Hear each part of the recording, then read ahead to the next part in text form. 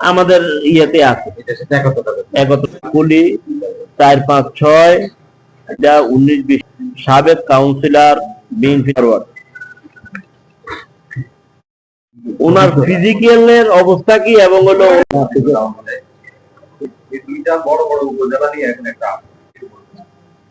বয়সের সাথে ইয়ের বিষয়টা আছে এবং আল্লাহ তাআলা যাতে ওনাকে বিসমিল্লাহির রহমানির রহিম। আমরা কুমিল্লা সিটি কর্পোরেশনের সাবেক বিএনপি সমর্থিত কাউন্সিলর এখানে সকলে একত্রিত হয়েছি। বাংলাদেশ জাতীয়তাবাদী দল বিএনপি আগামী জাতীয় সংসদ নির্বাচনকে কেন্দ্র করে নমিনেশন দেওয়ার পর থেকে কুমিল্লায় বিচ্ছিন্ন কিছু ঘটনার পর আমরা কুমিল্লা সিটি কর্পোরেশনের সাবেক কাউন্সিলররা আজকে এই সংবাদ সম্মেলনে উপস্থিত হয়েছি। আপনারা জানেন সাবেক এমপি বীর মুক্তিযোদ্ধা বাংলাদেশ জাতীয়তাবাদী দলের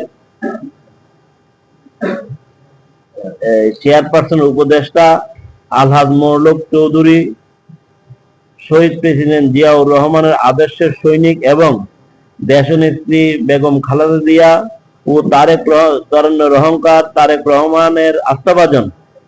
তিনি কুমিল্লা সিটি কর্পোরেশনের 27 নম্বর ওয়ার্ডের নোয়াক গ্রামের সম্ভ্রান্ত চৌধুরী পরিবারের একজন গর্বিত সন্তান। ফেসিবাদ সরকারের আমলে তিনি বহুবার হামলা মামলা সহ নানাভাবে হয়রানির শিকার হয়েছেন। গত 16-17 বছরে বিএনপি ও অঙ্গ সংগঠনের বহু নেতা কর্মী হামলা মামলা শিকার হয়ে বাড়ি ছাড়া হয়েছেন, অনেকে কারাগারে ছিলেন। অসংখ্য নেতা কর্মীকে আইনি সহায়তা ও বিভিন্নভাবে সহযোগিতা করেছেন। তিনি নিজেও দীর্ঘদিন জেলে ছিলেন এবং জেল থেকে 2018 সালের সংসদ নির্বাচনে তিনি অংশ নিয়েছেন। দল তাকে বর্তমান যোগ্য মনে করে মনোনয়ন দিয়েছেন ধানের শীষের প্রতীক। তাই দেশনেত্রী বেগম খালেদা জিয়া ও তারেক রহমানের এবং বিএনপির মহাসচিব মির্জা ফখরুল ইসলাম আলমগীরকে আমরা প্রাণঢালা অভিনন্দন জানাচ্ছি।